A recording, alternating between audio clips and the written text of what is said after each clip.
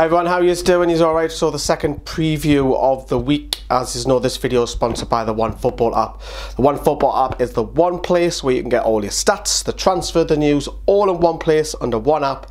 The link to download that is free. It's in the description below. Right, we're going to be talking about 8 things where Rafa Benitez needs to have a look at, and it's probably 8 good things and bad things, probably mixed and combined.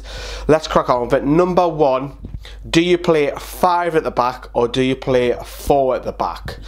5 at the back for me works away from home. We're picking up away results more and more consistently. However, the home form, playing 4 at the back, I know we played 5 last game out at home, but playing 4 at the back, we've lost 7 this season, which is too many. I think it's something like 7 out of 9 off the top of my head. That's far too many home games that we're losing. However, when you are at home, you're expected to go out and win, and if we should be winning Fulham. Look, Fulham are bottom of the league, our form was better than theirs, but you can't just say that on paper. You've got to go out on the pitch and do it. For me, I would like to say 4 at the back playing at home and go and play Fulham. Fulham are going to be coming to attack with, which leaves gaps in behind. I guess that's good for the counter with 5 at the back. I don't think you can get anything wrong on this, so let us know what you think on that. Number 2, does Paul Dummett start? Question is, I think he will. I think because he's been on the bench the last 2 games. He came on late on for Kennedy's injury. I don't think Kennedy's injury is serious, by the way, but I think now is the time to go in and play Paul Dummett. But you've got 3 games in a week. Can he manage 3 games in a week coming back from injury? Will Rafa rest him, keep him on the bench, bring him back in for the Liverpool game? Again, that's more and more questions at left back. Number 3, is Fernandez fit? And if he is fit, who does he come in for? Because I can't see Fernandez staying on the bench, because for me, he's been our best defender this season. So you're either looking at Jamal Lascelles, Kieran Clark, or you're looking at Fabian Fernandez to go to the bench. Who do you pick from those 3? He's done it with Kieran Clark recently against Burnley. He scored, dropped him for the next game, which I thought was harsh. Can you drop the captain? Jamal Lascelles had a much better game against Huddersfield, but his form has not been what it was last season. He'll admit that himself. He's got a wristband, he's got like something on his wrist cast, but he should be fine for the game as well. But it's a good problem, and we've got Florian Lejeune almost coming back. He'll probably play a couple of more under 23 games as well. Number 4, DeAndre Yedlin is back from suspension. Does he go straight into that right back or right wing back role, depending on what Rafa Benitez plays? Or do you go with Javier Manquillo, who, let's face it, was absolutely sensational against Huddersfield, grabbed an assist as well, proved a lot of doubters wrong, including myself. Do you go with Yedlin at right back? Do you go with Manquillo at right back or right wing back as well? Again, Jonjo Shelvey is likely to miss out.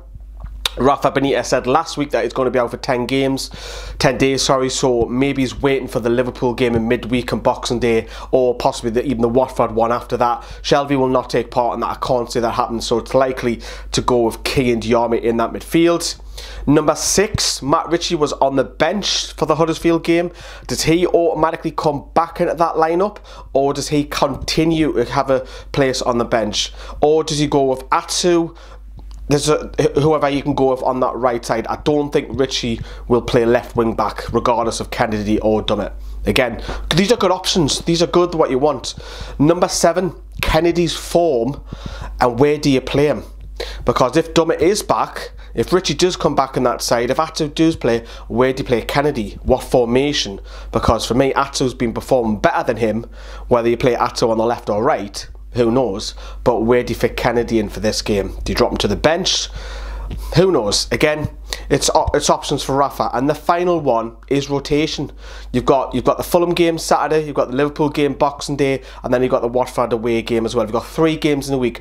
Rafa will rotate some of these sides. So will we see the likes of Isaac Hayden, Jacob Murphy, Yoshinori Mutu, and Hoslu possibly starting in one of those 3 games? Yes, you will. I can't see Rondon playing all 3 games. I can't see Ayosi Perez playing all 3 games. I can't see Key and Diarmi. I know Shelvey's going to be back for one of them as well. And I can't see the wingers playing every single 3 games. So it's likely you'll see one of those, or possibly even two of them have 2 starts.